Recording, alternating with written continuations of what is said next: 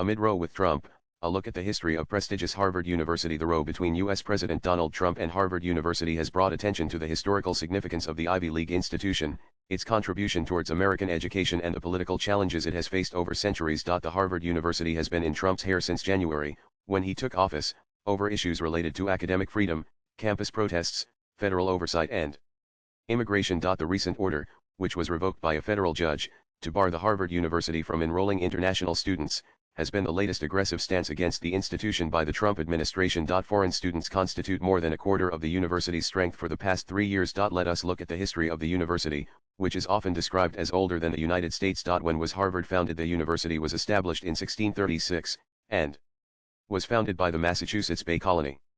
It was named after John Harvard, a Puritan minister whose bequeathed his library and half his estate to lay the foundation for the college. Initially focused on training clergy, the college evolved into a broader liberal arts institution by the 18th century, educating early American leaders like John Adams, class of 1755, the second U.S. president. How the institution faced political pressures. By 19th century, Harvard expanded to establishing academic schools like the Harvard Law 1817 and Harvard Medical School 1782. It became a melting pot for intellectual and cultural elites, with figures like Ralph Waldo Emerson and Henry David Thoreau among its alumni. The university's endowment grew, laying the foundation for its financial strength, though it remained tied to traditional hierarchies. Under President like Charles W. Eliot 1869-1909, Harvard transformed into a modern research university, stressing on the value of meritocracy, sciences, and elective curricula.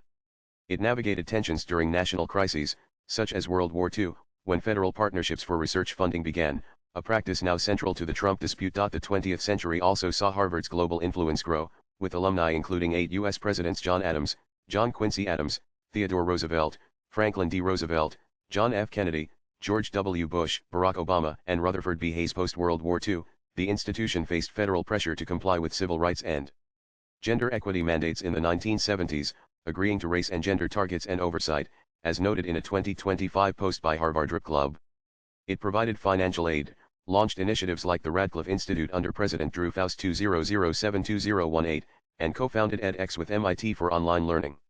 However, it also faced criticism for elitism and disconnect from broader American sentiment. What's the recent dispute with Trump? Over the past few months, the Ivy League institution has been in the crosshairs of the Trump administration over pro-Palestinian protests following the Hamas-Israel conflict and alleged ideological biases. In March 2025, the Trump administration demanded Harvard eliminate diversity, equity, and inclusion (DEI) programs, audit faculty and student viewpoints, and cooperate with federal oversight, citing alleged civil rights violations and anti-Semitism during campus protests.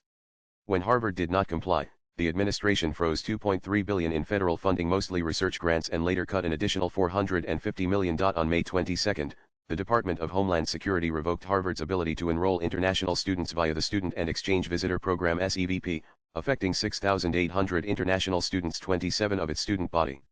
A federal judge temporarily blocked this action following a lawsuit filed by Harvard. In response, Harvard's president Alan Garber called Trump's action an attack on academic freedom, arguing they violate Harvard's First Amendment rights and exceed federal authority. On April 14, Harvard sued the administration in federal court, calling the funding freeze arbitrary and capricious. A temporary injunction on May 23, 2025, blocked the SEVP revocation, providing relief to international students. Garber allocated $250 million from Harvard's endowment to support affected research, signaling defiance. More than 200 university presidents, including those from Princeton, Brown, and Columbia, signed a joint statement to condemn Trump's government overreach. Historical parallels with federal powers. The Harvard University has had periodic tensions with federal governments. In the 1970s, Harvard adapted to federal mandates on race and gender equity, suggesting a precedent for negotiation. During the Cold War era, during McCarthyism, universities faced scrutiny for alleged communist ties. But Harvard resisted loyalty oaths and maintained academic autonomy, a stance mirrored in Garber's defiance. Swipe left for next video. Harvard navigated student activism in the 1960s-70s, balancing free speech with institutional stability, similar to today's protest-related tensions. Harvard's defiance could galvanize other universities to resist Trump's government's aggressive policies. The outcome may shape the balance between federal oversight and academic independence, and the American higher education system. Latest blogs.